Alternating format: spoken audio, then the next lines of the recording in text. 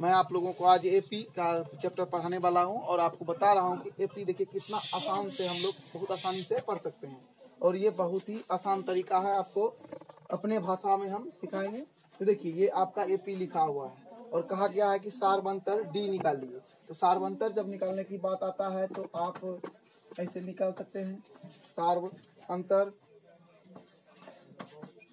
बराबर होता है A2 घटा A1 होता है। A2 घटा A1 लिख सकते हैं, A3 घटा A2 लिख सकते हैं, इस तरह से आप लिख सकते हैं। तो A2 तो आप ये जो है आपका ये हुआ A1 प्रथम पद, A2 द्वितीय पद, A3 हो गया आपका तीसरा पद और A4 दिया हुआ है। तो आप लिखिए A2 1/8 और घटा हो गया आपका 0, तो आपका हो जाएगा 1/8 और यही हुआ आपका आंसर। तो अब जो है एपी बराबर 3 पद दिया हुआ है, तो आपको ए का मान निकालना होगा। ए का मान निकालने के लिए आपको याद रहे कि डी जो होता है समांतर श्रेणी वो सदा बराबर होता है।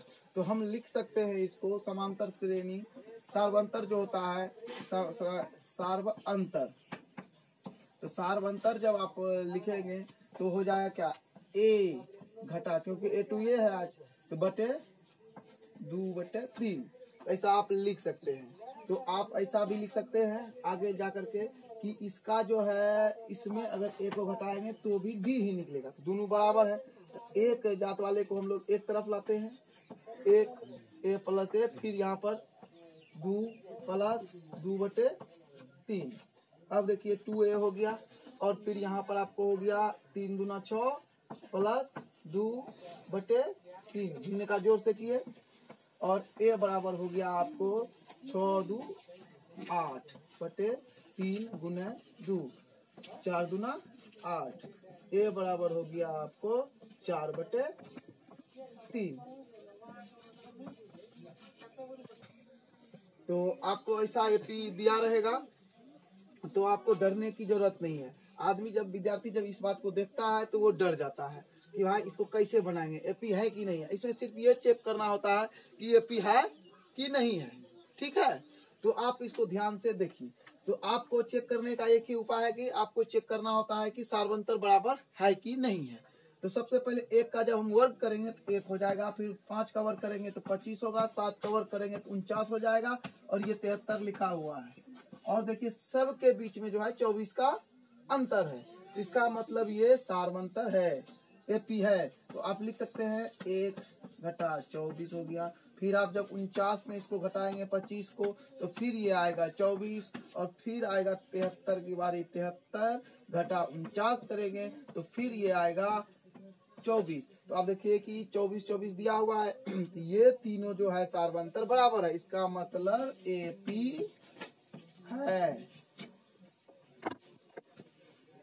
तो आपके पास ये एपी दिया रहेगा और कहता है इसमें सार्वंतर निकाले। सार्वंतर निकालना बिल्कुल आसान।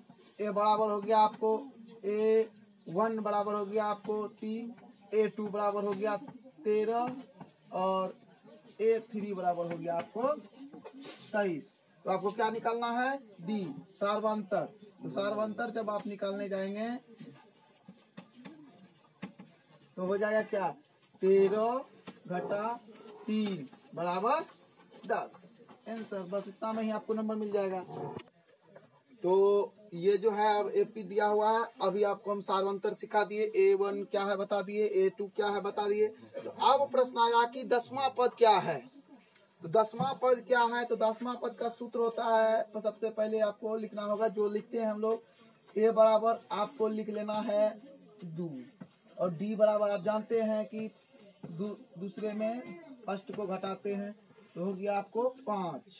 A भी निकल गया और आपका D भी निकल गया और N आपका दिया हुआ है 10। N मापद निकालना है, तो अब निकालना क्या है हमको, AN का सूत्र होता है A plus N minus 1 into D। तो अब AN के जगह पर क्या हो जाएगा मेरा, AN के जगह पर 10 होगा और A आपका 2 है तो 2 लिखेंगे और N आपका 10 है तो 10 लिख दीजिए, -1 कीजिए और D आपका 5 है, बना लीजिए। हो गया आपका 2 प्लस फिर हो गया 9 गुना 5, 9 पच्चे हो गया 45,